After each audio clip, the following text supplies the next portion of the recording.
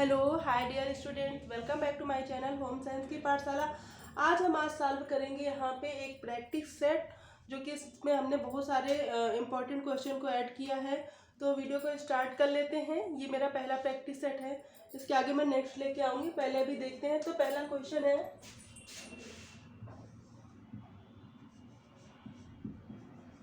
भोजन में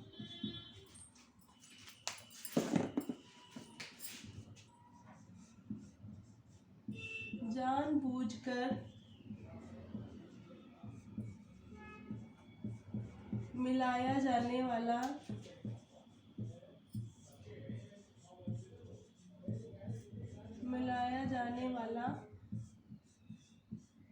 तत्व है।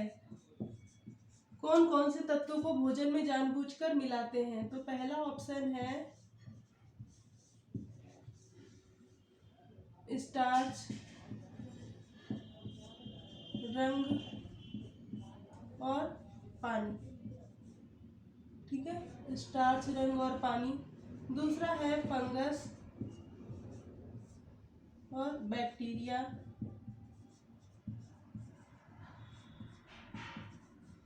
फंगस और बैक्टीरिया। तीसरा है कीटनाशक,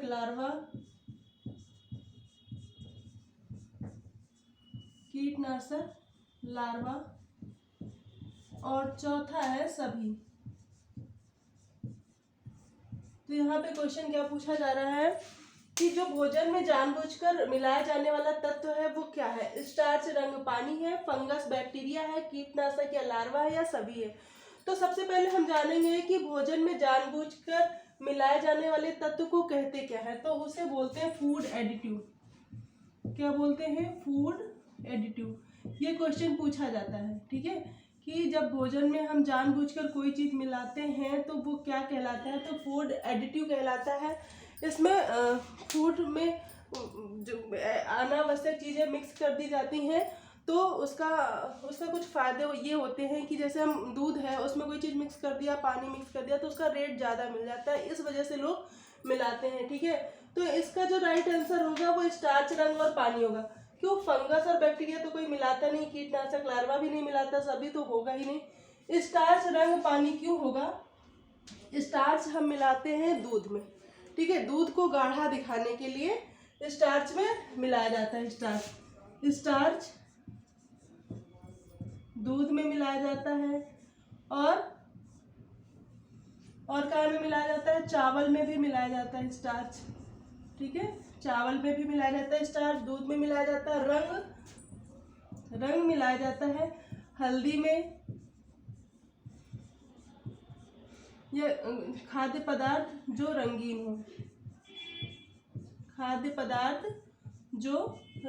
हो, ठीक है, उसमें मिलाया जाता है। क्यों मिलाया जाता है? उसका कलर अच्छा आने लगे। जैसे हल्दी है, हल्दी में येलो कलर मिला देंगे तो हल्दी का कलर और अच्छा हो जाएगा। इसकी वजह से हल्दी रंग मिलाते हैं हल्दी में। स्टार्च दूध में इसलिए मिलाते हैं कि पहले तो लोग पानी मिला देते हैं इसमें, दूध में पानी भी मिलाया जाता है। क्या? पानी मिलाने से दूध पतला दिखने लगता है, उससे समझ में आने लगता है, तो उसके साथ में स्टार्च और साथ मिला दिया जाता है, जिससे दूध गाढ़ा दिखने लगे, ठीक है। पानी मिलाया जाता है दूध की क्वांटिटी को बढ़ाने के लिए, और स्टार्च मिलाया जाता है उसे गाढ़ा करने के लिए। तो समझ में आया क्या पूछा जा रहा है? भोजन में जानबूझकर मिलाया जाने वाला तत्व उसे हम कहते हैं फूड एडिटिव, और इसमें स्टार्च, रंग और पानी मिलाया जाता है, ठीक है। इतना समझ में आया? नेक्स्ट क्वेश्चन देखते हैं।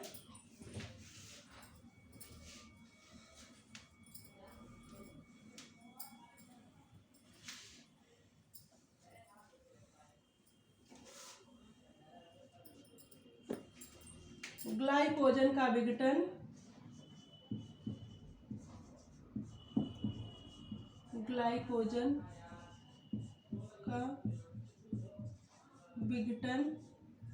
और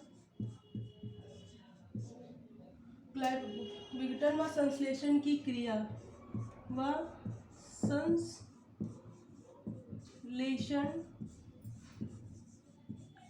क्रिया होती है। कहाँ होती है? ग्लाइकोजन का विघटन और विघटन और संश्लेषण की क्रिया होती है, कहाँ होती है? आंतों में, यकृत में, गुर्दे में या सभी। तो यहाँ पे देखेंगे क्वेश्चन क्या पूछा जा रहा है, ग्लाइकोजन का विघटन और संश्लेषण की क्रिया होती है, कहाँ पर होती है? तो सबसे पहले हम जानेंगे ग्लाइकोजन क्या है। ग्लाइकोजन एक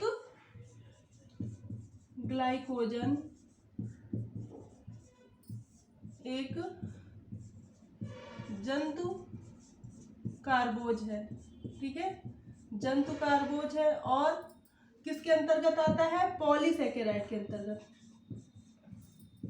पॉलीसेकेराइड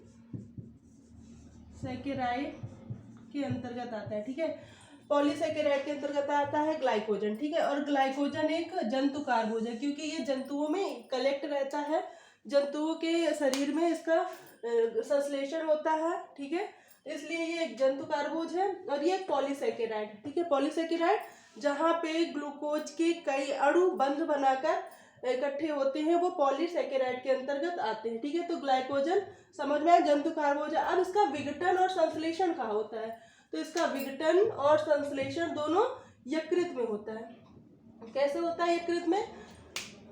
जब हमारे शरीर में कार्बोज खाने के बाद, कार्बोहाइड्रेट खाने के बाद, या फिर जो कैलोरी मिलती है, जो कार्बोज मिलता है वो ग्लूकोज के रूप में होता है, जो कि हमारे ब्लड के थ्रू पूरे शरीर में फैल जाता है। फिर जो मात्रा ज़्यादा होती है वो यकृत में आ करके उसका जो है संश्लेषण होता है, ठीक है, वो ग्लाइकोजन के रूप में परिवर्तित हो जाता है। ग्लूकोज को ग्लाइकोजन में यकृत परिवर्तित कर लेता है। फिर जब हमारे शरीर में दोबारा ग्लूकोज की आवश्यकता होती है तब यकृत फिर से इसी ग्लाइकोजन को ग्लूकोज के रूप में विभक्त कर देता है और ब्लड में मिला देता है। तो यहाँ क्या पूछा जा रहा है? विघटन और संश्लेषण दोनों ही कहाँ होता है? यकृत में। यकृत में होता है। इसको हम और क्या बोल सकते हैं? लीवर होता है, इसको इंग्लिश में बोलते हैं, कभी कभी ये ऐसे हिंदी में लिखकर आ जाएगा, ठीक है। और जिगर भी बोलते हैं, ठीक है, क्या बोलते हैं? जिगर। तो इतना क्लियर, ये क्वेश्चन क्लियर। ग्लाइकोजन का विघटन संश्लेषण कहाँ होता है? तो यकृत में होता है। नेक्स्ट क्वेश्चन देखते हैं।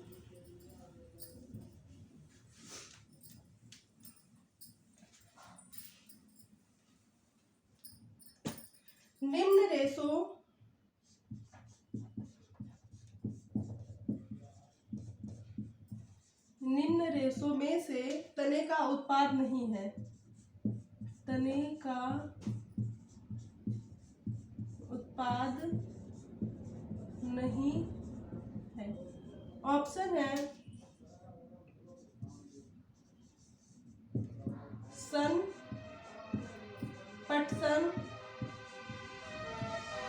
पटसन, जूट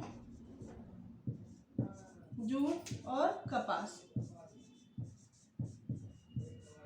इसमें आपसे पूछा जा रहा है इन रेशों में कौन सा तने का उत्पाद नहीं है, ठीक है। तना मतलब कौन सा ऐसा रेशा है जो तने से नहीं मिलता है, तने से नहीं मिलता है। तना वनस्पति के अंतर्गत आता है। तनों के रेशे हमने पूरा जब रेशों का वर्गीकरण पढ़ाया है तो वहाँ पे पूरा डिटेल में बताया है कि कौन सा रेशा किसके अंतर्गत आता है। आप लोग एक बार जाके वीडियो देख लीजिए। तो सन, पटसन और जूट ये जो है तने के उत्पाद हैं। यहाँ पे क्या पूछा जा रहा है? नहीं है। तो नहीं है तो कपास बीज से प्राप्त होता है, ठीक है, बीज से प्राप्त होता है, इसीलिए इसे बीज के बाल भी कहते हैं, ठीक है, इसीलिए इसे बीज के बाल भी कहते हैं। नेक्स्ट क्वेश्चन,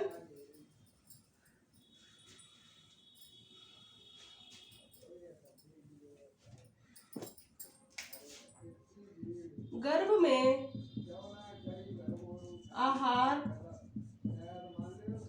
आहार व ऑक्सीजन की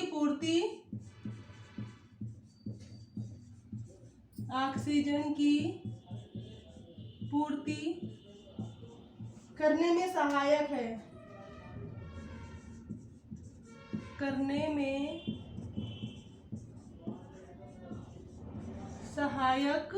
है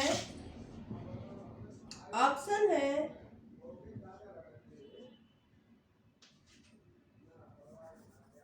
पहला फुफ्फुस,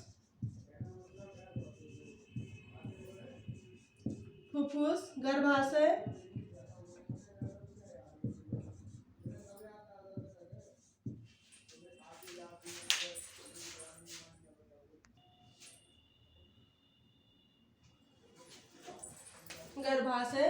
तीसरा है गर्भनाल या फिर प्लेसेंटा। क्या पूछा जा रहा है क्वेश्चन में? गर्भ में आहार व ऑक्सीजन की पूर्ति करने में सहायक है। आहार की पूर्ति किसे, मतलब गर्भ में जो बच्चा होता है ना, गर्भ में जो बच्चा होता है उसकी आहार और पूर्ति काहे से होती है? ठीक है, तो फुफ्फुस से होती है? नहीं, गर्भाशय से होती है। गर्भाशय में तो ये स्थापित होता है, ठीक है, ये स्थापित होता है गर्भाशय में, तो गर्भाशय नहीं होगा। गर्भनाल हो सकता है। प्लेसेंटा, प्लेसेंटा एक अंग होता है जो कि गर्भाशय में उसका निर्माण होता है सिर्फ जब तक गर्भावस्था रहती है, ठीक है। और जो ये एमनियल ये गर्भनाल होती है ना, ये माँ से जुड़ी होती है बच्चों से, ठीक है, बच्चों की नाभि से जुड़ी होती है माँ द्वारा, ठीक है। इसी के थ्रू जो है बच्चे को माँ से आहार एवं ऑक्सीजन मिलती रहती है, ठीक है। तो इसका राइट आंसर हुआ गर्भनाल। गर्भनाल राइट आंसर है। लोग प्लेसेंटा पे कंफ्यूज हो जाते हैं कि गर्भनाल को ही प्लेसेंटा बोलते हैं, पर ऐसा नहीं है। जो प्लेसेंटा है वो अलग एक अंग है जो कि गर्भावस्था के समय ही ये अपना होता है, ठीक है। इतना समझ। तो इसका जो राइट आंसर होगा क्या होगा? गर्भनाल, ठीक है। नेक्स्ट क्वेश्चन देखते हैं। पेशियों को अस्थियों से जोड़ता है। पेशियों को अस्थि से जोड़ता है, अस्थि से जोड़ता है, ठीक है। तो क्या ऑप्शन है?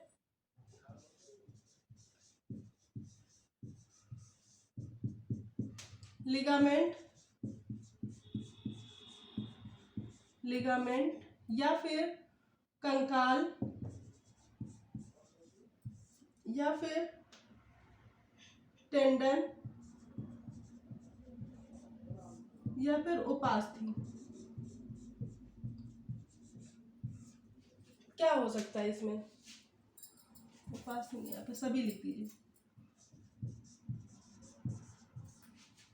यहाँ क्या पूछा जा रहा है? पेशियों को अस्थि से जोड़ता है, मतलब हमारी हड्डियों को मांसपेशी से कौन जोड़ता है? हमारी पेशियों को हड्डियों से कौन जोड़ता है? लिगामेंट, कंकाल, टेंडन या सभी? तो जो लिगामेंट है ना, लिगामेंट ये हड्डी को हड्डी से जोड़ता है। कैसे?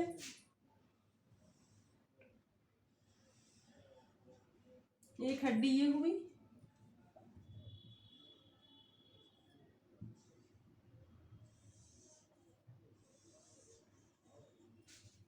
हड्डी से हड्डी को जोड़ता है ना, ये होता है लिगामेंट, ठीक है। ये भी क्वेश्चन पूछा जा चुका है। ये होता है लिगामेंट। अब ये जो दो हड्डियां हैं ना, तो ये मांसपेशी भी होगी आसपास ना, तो जब ये मांसपेशी और हड्डी ये जो जुड़ती है यहाँ से, ये होता है टेंडन, ठीक है, ये होता है टेंडन। तो क्वेश्चन क्या पूछा जा रहा है? पेशियों को अस्थि से कौन जोड़ता है? ये डायग्राम आप अगर याद रखेंगे ये वाला, तो आप लिगामेंट भी बता लेंगे और टेंडन भी बता लेंगे, ठीक है। तो जो लिगामेंट है वो हड्डियों को हड्डी से जोड़ता है, ठीक है, हड्डियों को हड्डी से जोड़ता है। और जो टेंडन है वो मांसपेशियों को, मतलब जो पेशियां हैं उसको हड्डी से जोड़ता है। तो इतना क्लियर, इतना क्लियर, ठीक है। तो इसका राइट आंसर क्या हुआ? टेंडन। कंकाल तो होगा ही नहीं, कंकाल तो पूरे शरीर का जो शरीर की जो हड्डी है ना उसको मिलाकर कंकाल बोलते हैं, ठीक है। और पेशियों को अस्थि से जोड़ता है टेंडन, और हड्डी को हड्डी से जोड़ता है लिगामेंट। तो यहाँ पे आपके दो क्वेश्चन तैयार हो गए, लिगामेंट क्या होता है और टेंडन क्या होता है, ठीक है। नेक्स्ट देखते हैं।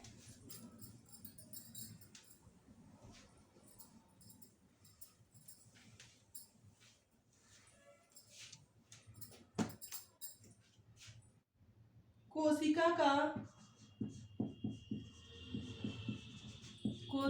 का शक्ति निवास है। कोशिका का शक्ति निवास है। ऑप्शन है कोशिका का शक्ति निवास है माइटोकॉन्ड्रिया,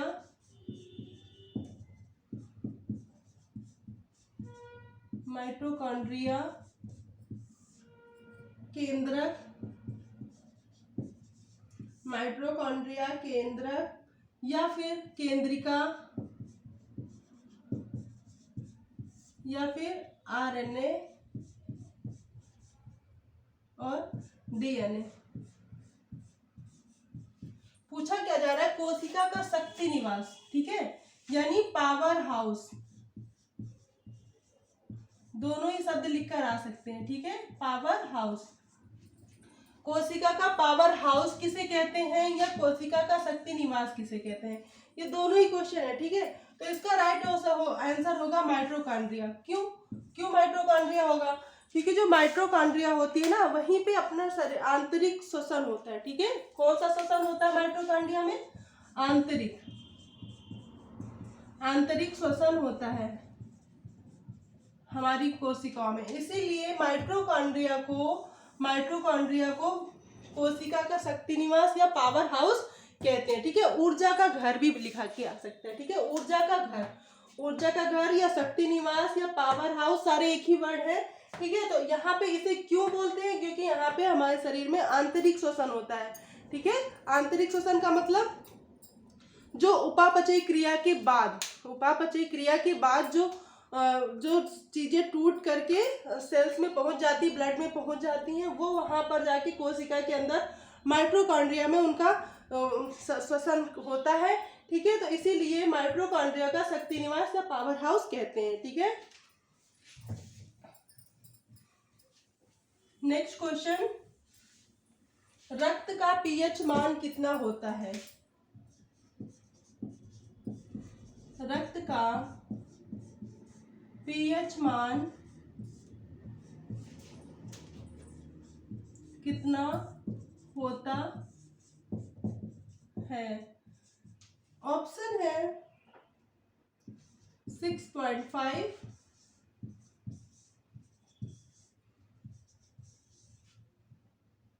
6.3, 7.4 या फिर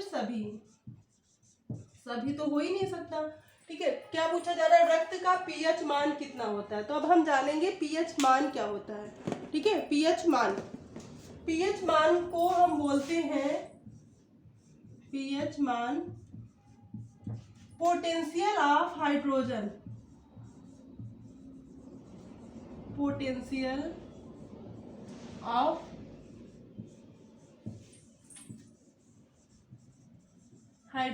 ठीक है। पोटेंशियल ऑफ हाइड्रोजन बोलते हैं।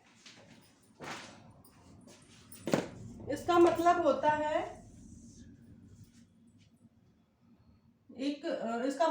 है किसी भी चीज में हाइड्रोजन का पोटेंशियल को पता करना, ठीक है। इसको किसने एक यहाँ पे मापक होता है,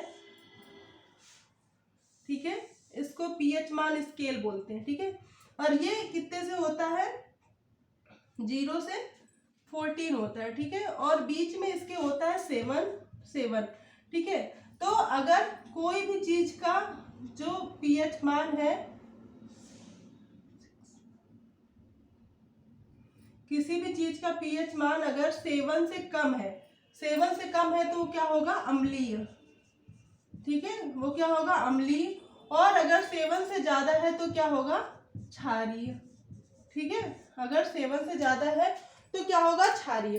तो पीएच मान का मतलब क्या हुआ? अगर कोई भी चीज है अगर 7 में है तो क्या हुआ? उदासीन।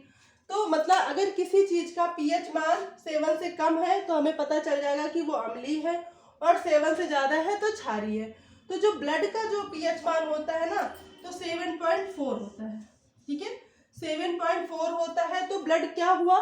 ब्लड क्षारीय हुआ, ठीक। क्या हुआ? क्षारीय।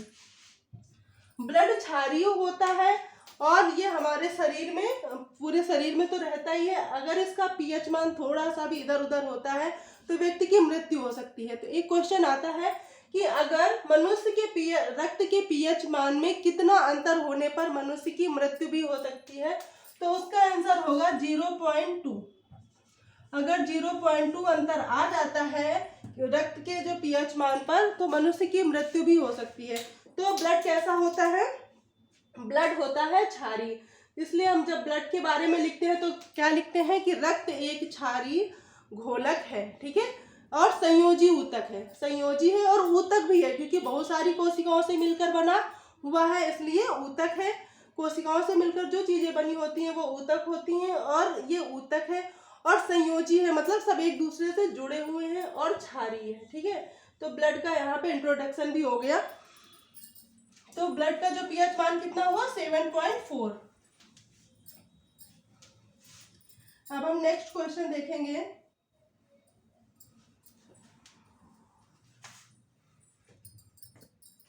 सिस्टोलिक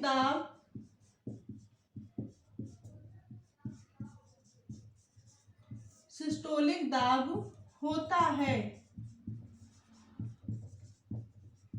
सिस्टोलिक दाब होता है, रक्त दाब निम्न होता है। इसमें रक्त दाब निम्न होता है, निम्न होता है। रक्त दाब सर्वाधिक होता है, सर्वाधिक होता है, या फिर बराबर होता है,